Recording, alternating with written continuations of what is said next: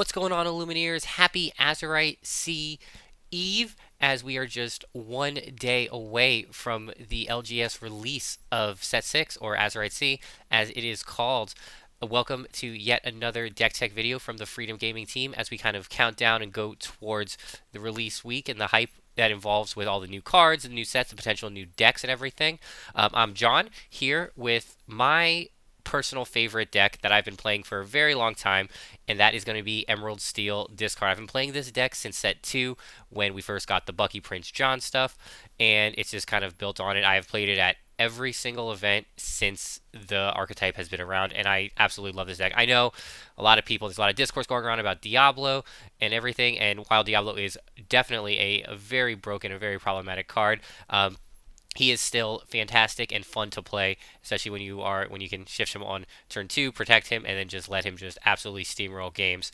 This deck is obviously a very top tier deck, and everyone kind of knows the ins and outs of it. But we do have some new toys to play with in the Azurite Sea set. Most people will probably just, if you're going into a tournament, like first couple weeks, you can probably just play the stock set 5 Emerald Steel list, and you'd be more than fine. But I figured that's kind of boring, just slapping 60 cards together and just taking that. So let's kind of play with some of the new cards that we get. So we'll just go through the list real quick, and we'll talk about some of the standard stuff before we start talking about the new stuff that comes out in set 6, which we should be getting this week. So it's your standard Emerald Steel list when it comes to the characters. We have 40 characters in the list, and as you can see, our uninkable count is not too bad, only at 12. Obviously, very heavy with the Emerald cards 41 to 19, with mainly the Steel songs and a couple Steel characters to support our plan, which is basically your Protect the Queen, if you will, is going to be our Diablo. Diablo is quite a powerful card. Everyone knows about it. 3 cost, uninkable. It's a free shift as long as you discard an action card having evasive, and then during your opponent's turn, whenever this character is exerted, you may draw a card. So a very powerful card in its own right, and with biased, of course, but one of the best enchanteds overall. Again, I absolutely love this card. As soon as it was revealed, I was very excited to play it and slap it right into my Emerald Steel deck list, and it literally has not left. So that's obviously the main engine. You have multiple ways to shift it between Diablo, Maleficent Spy. The 1 cost, you get to look at your opponent's hand, scout to see if there's any removal, and then you can just shift it on the next turn. And then we do play Morph as well. So Morph is a very recent inclusion into the list towards the end of set 5, where you can just shift any character with a shift can go on top of the Morph. Obviously, the Morph, it can be removed pretty easily between Brawl or with 1 ping, so it is very fragile, but the payoff is absolutely amazing, especially with multiple shift targets in this deck. So some of the standard support we have as well between Ursula Deceiver, being able to kind of protect that Diablo. Like if you shift the Diablo and you see that they have a damage spell, specifically a song, you can go and you can look at the opponent's hand and discard it, which again, you would have that information from the little Diablo. And then another main core of the deck is going to be Prince John and Ursula. So Prince John coming out in Rise of the Floodborn, 3 cost, uninkable, ward, so can't be targeted, only dies to AoE damage, or maybe something like a Tremaine that you have to kind of get rid of it, or I guess Triton's Decree, I guess, is a card as well, even though it doesn't see much play. So whenever your opponent discards 1 or more cards, you may draw a card for each card discarded. So a huge engine, as we do play a lot of discard effects. Then Ursula Deceiver is another huge engine as well. Everyone knows about it. It is another pretty enchanted. With 3 costs, whenever this character sings a song, you may play it again for free and then just put it on the bottom of your deck. So you can double sing songs. So double sing songs like Sudden Chill, double sing songs like Let the Storm Rage On, Straight Through a Raging Fire. So to kind of keep protecting your Diablo. A couple more supporting cards we have is going to be the Pete Games Referee, another inclusion from set 5. So when you play this character, your opponent can't play actions at the start of their turn. Very, very strong effect, as you're able to shut off some of the opponent's songs, whether that may be from the Steel side with Let the Storm Rage On to, again, like protect that Diablo. So like at the end of the day, you have to absolutely protect this Diablo as long as possible just to keep drawing those cards. So shutting off Let the Storm Rage On, shutting off anything that can do damage, boom, fire the cannons, anything like that, as well as Brawl, making the Ruby player take a turn off, as well as another big thing. And then lastly, last couple cards we have supporting, we have the Muses, very typical new inclusion as well with the Emerald Ward. Whenever you sing a song, you can bounce a character with 2 or less to that player's hand. It could be your own characters, so you could bounce your own Diablo, you can bounce maybe your Ursula to protect it to play it right back down. Unfortunately, it doesn't work with Pete. That'd be really, really broken.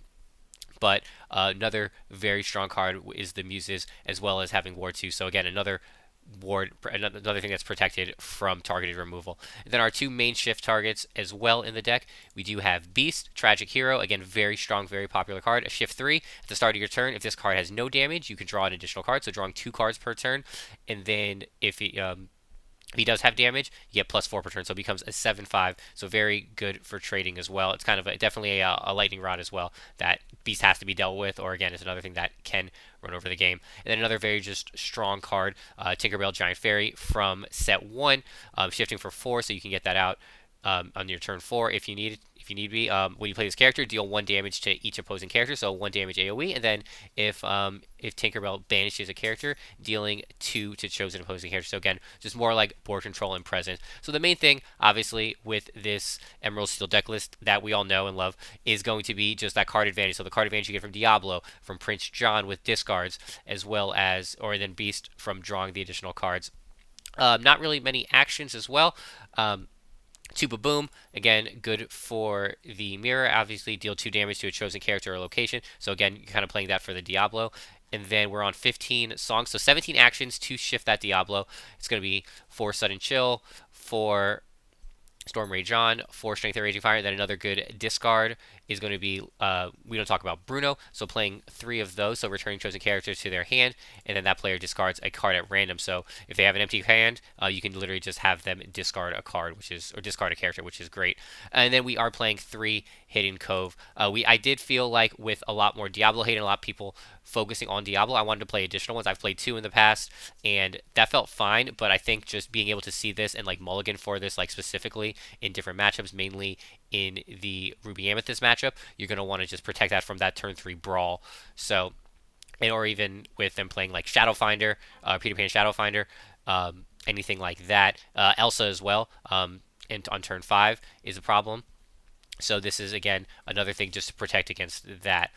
So that is all the old cards that everyone should know. So there are a couple new cards that I added, and let's talk about those. So the first new card I added is 2 Gogo Tamago, Darting Dynamo. So 2 cost Inkable, 2/2.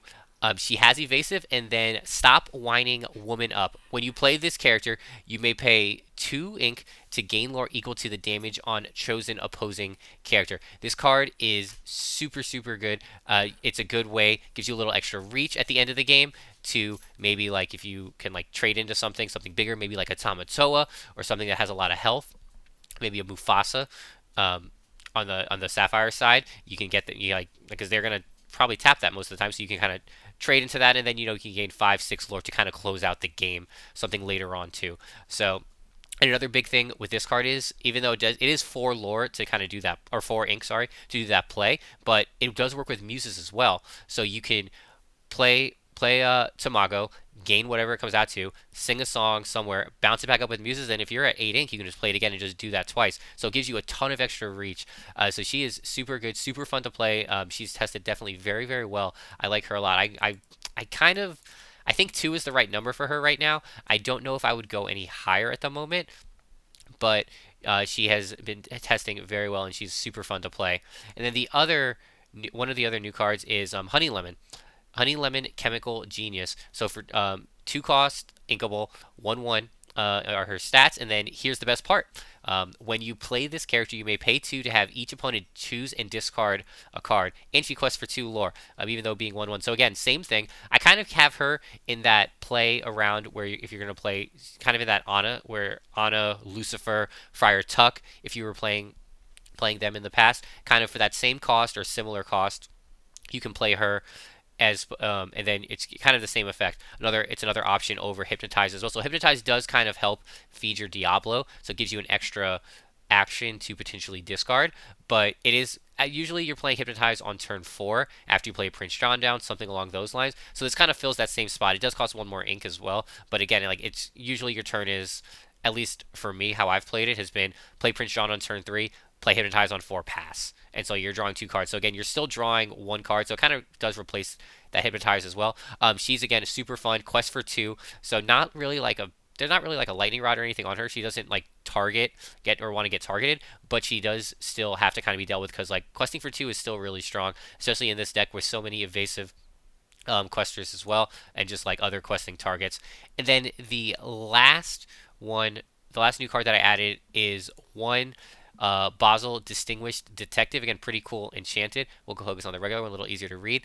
6 cost, inkable, 4/5, Floodborn Hero Detective. Shift 4, so again, we're playing the Morph, so that works perfectly. Quest for 2, and then twists and turns. During your turn, whenever a card is put into your inkwell, you may pay 1 to have chosen opponent choose and discard a card. So again, super strong effect. Kind of feeds into your discard game. So if you can get to a point where you kind of just lock them out.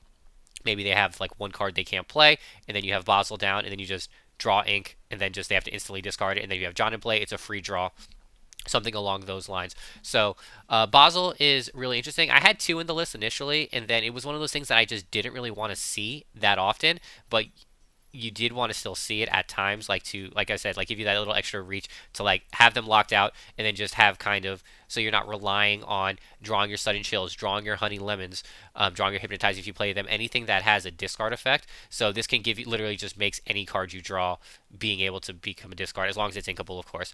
So I don't know if I would go. I was at 2 and I saw it too much and I really wasn't liking it because you don't really want to shift it on 4. I felt like it was more so like something later, like after you're trying to kind of regain control of their hand. So that's the 60. I do like it right now. It's playing really well. It's a lot of fun. Again, like I love this color combination. I love this archetype. This is something that I've played for a very long time. So I'm super happy with it. Obviously, I did include more set 6 cards. A lot of people are just playing 1 or 2 set 6 cards, but I do like this list. It's a lot of fun, and I'm looking forward to playing it in paper as we do get a chance. Now, a couple small inclusions that I felt were worth talking about in a way. So we'll talk about these 3 cards. So the first one is going to be Perilous Maze. So it's a 3 cost location, 1 cost to move there, 8 health, which is pretty relevant. There isn't it kind of I guess Maui Crab does kind of deal with that pretty easily, but again, the 8 health is a lot better, like because Maui doesn't just take it out immediately by itself. So whenever a character is challenged while here, each opponent chooses and discards a card. So again, goes more into the discard play. I don't think this will ever replace Cove unless Cove truly ever got banned, something along those lines. But I do think this location could be worth testing. I haven't tested it yet, but I do like the idea of just leaning completely heavy into the discard package. And one thing that's big that it has that Cove doesn't is that it does gain 1 lore passively. So this is one that I really like a lot, and I definitely look forward to testing this one out a little bit more. The next card that I think is interesting that could maybe see play depending on the list is going to be I'm Still Here. So it's a 3 cost inkable song.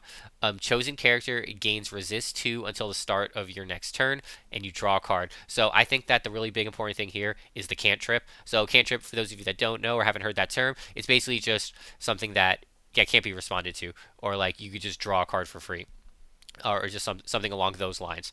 So again, having a cantrip is amazing. Giving a character +2, so it could be depending on the matchup. You may want to give that to Diablo. You may want to give that to Ursula, something that is going to be getting challenged into next turn. And another huge thing about this song that I really like is that it's a 3 cost, so it can be double saying with Ursula. So giving 2 characters resist +2, drawing 2 cards, or giving 1 character +4 resist until the start of your next turn. That can be really, really cool. Obviously, there's certain things that get around it, like Brawl gets around it, Be Prepared gets around it, and stuff. And then like Sisu, like Big Sisu from Ruby does get around it as well. But again, I really like this card a lot. I think that there can be a place for it, like if you want to go like even more heavily into songs or even more heavily into actions, which we have seen before from Emerald Steel lists. So this one is definitely one to keep an eye on. It's a common, so it won't be hard to come by. And then the last card that I was really hyped about, but I haven't really found a spot for it yet. But I think we should be able to find a spot for it. Is Goofy Expert Shipwright. Again, 5 cost, inkable, 1 4. So unfortunately, it does die to Big C soon. Obviously, it dies to board wipes as well. But it has ward, which is huge. So you're almost guaranteeing that this character, is going to quest for 3, which is huge. So 3 lore at any time, any card that gains 3 lore. And it's basically a guaranteed 3, which is really great. And then whenever this character quests, chosen character gains ward until the start of your next turn. So I know it's a 5 cost, so it's a little harder to get out a little later in the game, but it's kind of one of those things where you get it out, and then it feeds more into that protect the queen strategy, like I was talking about earlier. With if you want to protect Diablo, if you want to protect your beast tragic hero, if you want to protect maybe your Basel if you're playing it, or something bigger than that. This card helps that. So you can play this, you can play Goofy, and then next turn you play, maybe you shift onto a beast, or you shift onto Diablo, or play Diablo down. So then quest for 3 Goofy, and then you give something ward.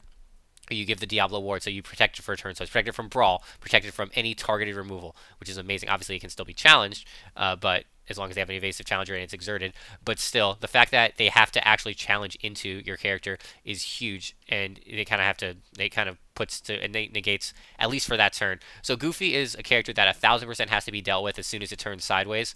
If they leave that up, then you get another proc on it, another 3 lore. That's 6 lore in 2 turns, and that's huge, especially for a deck that isn't like ever stressed about generating lore, especially with the additional reach that we have now with Gogo Tamago, and obviously just any of the evasive quester we have in Diablo.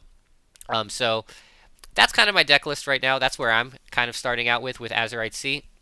Again, this is an archetype that I probably will never drop. I will probably never drop these color combos, no matter what happens. If there is ever any discourse about Diablo getting banned or anything getting changed or added, even I love the cards too much. I love this style of play too much. So I'm very happy with where this deck has come out to right now, and I look forward to how it performs. Any questions, any comments, anything, just leave them in the comments section, please. I will definitely respond to them as soon as I can. I look forward to chatting it up with you guys, and good luck as you open your packs, as you open any boxes, cases, any tournaments that you guys are playing in with Azurite Sea. If you take this deck to a tournament and you do well, definitely let me know. I will look forward to hearing about your results. Hope you guys all have a great Azurite Sea's Eve. Peace.